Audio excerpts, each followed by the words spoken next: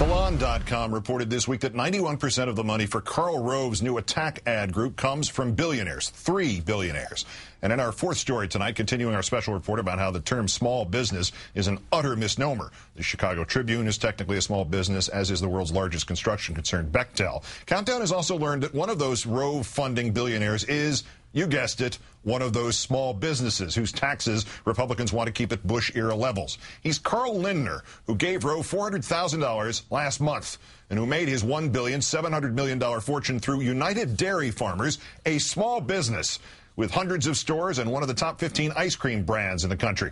Number 582 on Forbes' list of the world's billionaires.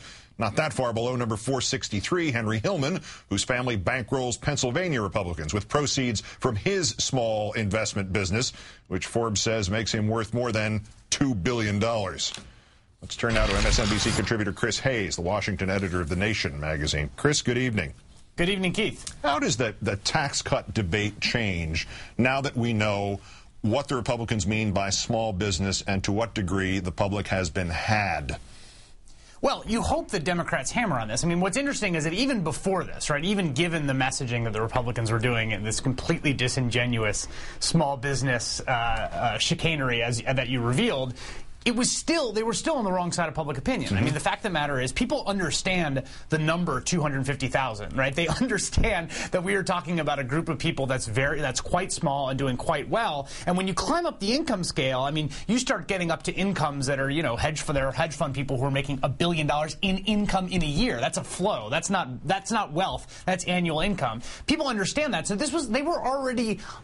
public opinion was already on the side of progressives on this. The real question is whether the Democrats are going to politically force the issue. I mean, I think something like this, can get rid of whatever last vestiges of resistance there are, but it also exposes the political economy of the way this works and the way that upward redistribution has been sold, not just in this election cycle, but for the last 30 and 40 years. Incidentally, thank you, Chris, for providing those home movies of your yacht and your champagne.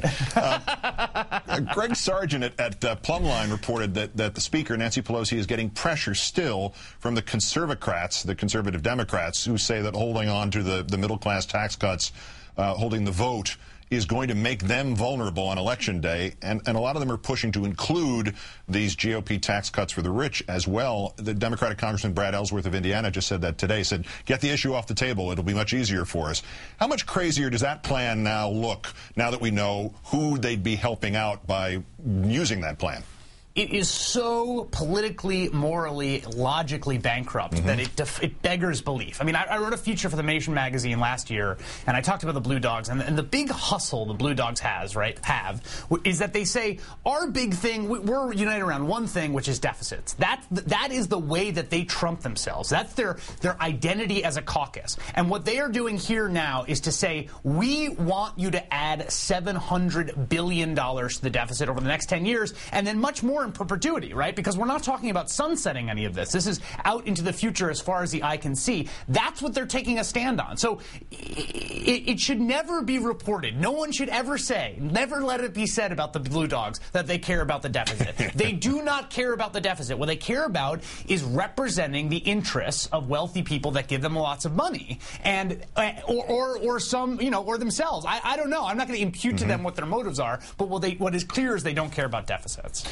We have a draft of this GOP plan that the party, the unsigned one that the party is officially revealing tomorrow. It calls for making the Bush tax cuts permanent for everybody, including, quote, the entrepreneurs and family-owned small businesses on which we depend to create jobs. How does that play now that we know that the families owning these small businesses are worth billions? And not only are they worth billions, but they are funding this entire enterprise. I mean, that is the thing that's so insidious about what we've seen. I mean, this is part of a larger phenomenon in American political economy. There's a book called Winner Take All Politics. It's by Jacob Hacker and Paul Pearson. Really recommend it to your viewers. And it talks about the way that we've seen this massive rise in inequality over the last 30 years.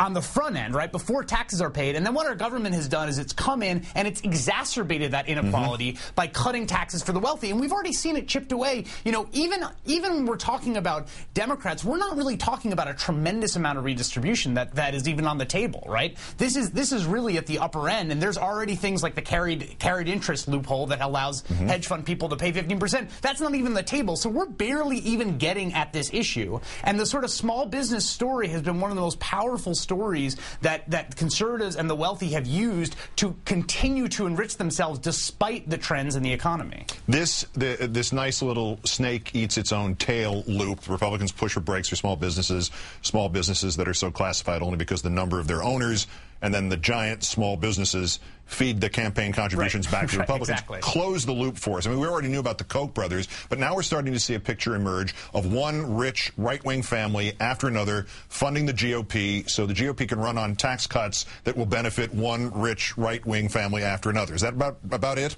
Yeah. I mean, we're seeing something. I mean, I don't want to use the word pooch or plutocratic pooch to describe this, because all this is within the confines of nonviolent democratic activism. But what we are seeing is essentially a power play by the nation's plutocrats, and the Citizens United decision has sort of opened the floodgates. I mean, there's reports, you know, there's a meeting on the Hill the other day where basically vulnerable Democrats said, we are getting killed right now by money that's flowing in, and this is just the tip of the iceberg.